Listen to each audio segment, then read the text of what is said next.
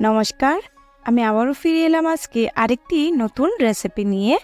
আজকে রেসিপিতে থাকবে মাছের মাথা দিয়ে সিমের বিচির ডাল। এটা কিন্তু দেখতে যেমন সুন্দর, খেতেও কিন্তু খুবই টেস্টি। আজকে রান্না করবে মা, তাই আমি আজকে সুযোগ পেয়ে গেলাম অন্য কিছু ভিডিও করতে। দেখুন, এটা আমাদের বাড়ির সর্ষে ফুল, কি সুন্দর।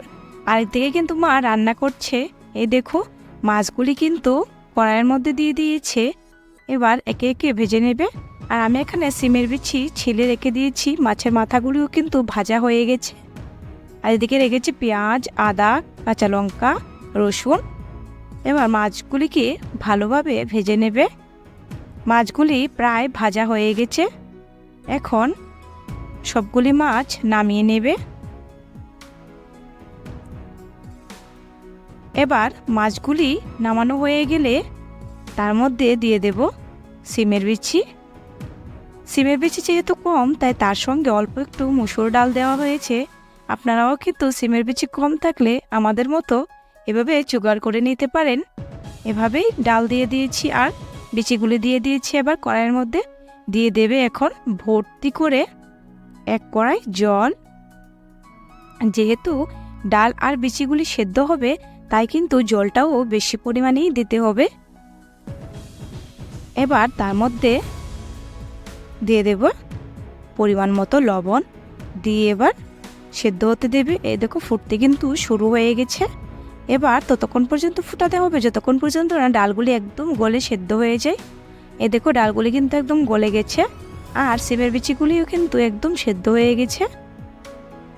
এখন তার মধ্যে দিয়ে দিব কাঁচা লঙ্কা চেরা, দিয়ে দেবে পেঁয়াজ কুচি, দিয়ে দেব হলুদ গুঁড়ো, দিয়ে ভালোভাবে মিলিয়ে নেবে। আজকের এই রান্নাটা কিন্তু একদম সহজভাবে রান্না করা হচ্ছে আর একদম অল্প মশলায়। যেহেতু আমার মার কোলেস্ট্রল আছে, তাই মা কিন্তু খুব অল্প মশলায় রান্না করে, কিন্তু খেতেও টেস্টি হয়। এখন এভাবে হলুদটাও দিয়ে ভালোভাবে মিলিয়ে নিয়েছে। দিয়ে দেবে অল্প একটু লাল লঙ্কার গুঁড়ো।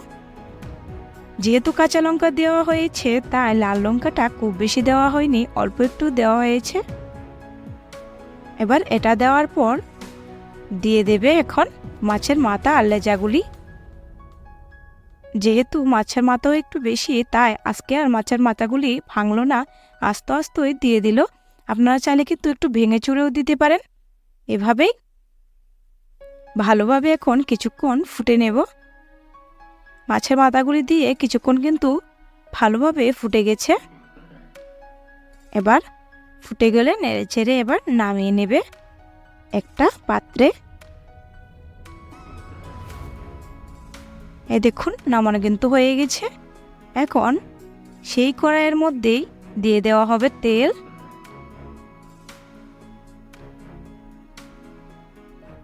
এবার ওতে দিয়ে দেবে তেজপাতা,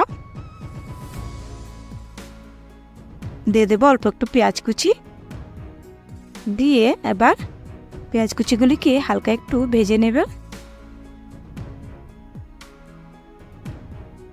এভাবেই কিছুক্ষণ পেঁয়াজগুলিকে ভালোভাবে নাড়াচাড়া করে ভেজে নিতে হবে। পেঁয়াজগুলি একটু ভাজা হয়ে গেলে তার মধ্যে এবার দিয়ে দেবে গ্রেট করে রাখা পেঁয়াজ, রসুন, আদা। এই সবগুলিকে দিয়েও একটু ভালোভাবে ভেজে নেব।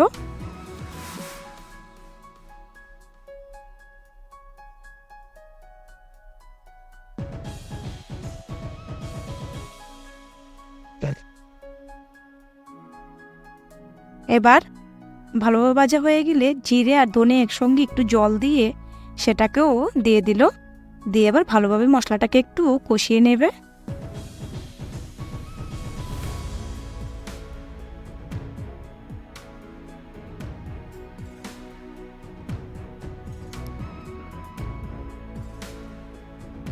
এই দেখুন, মশলা থেকে কিন্তু তেল ছাড়তে শুরু করেছে, তার মানে মশলাটা হয়ে গেছে। এবার তার মধ্যে দিয়ে দেব এই ডালটা, দিয়ে ভালোভাবে নাড়াচাড়া করে নেবে।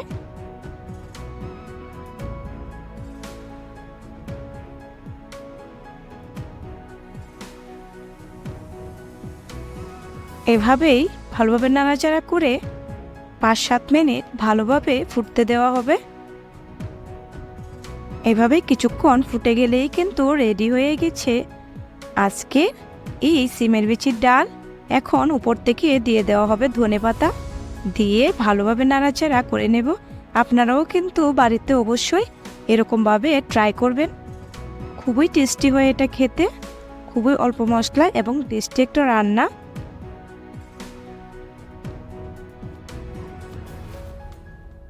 এভাবেই নতুন নতুন রেসিপি পাওয়ার জন্য যারা আমার চ্যানেলটা প্রথমবার দেখছো তারা আমার চ্যানেলটাকে সাবস্ক্রাইব করে দেবে। আর যদি ভালো লাগে তাহলে অবশ্যই লাইক, কমেন্ট এবং শেয়ার করে দেবে। ধন্যবাদ।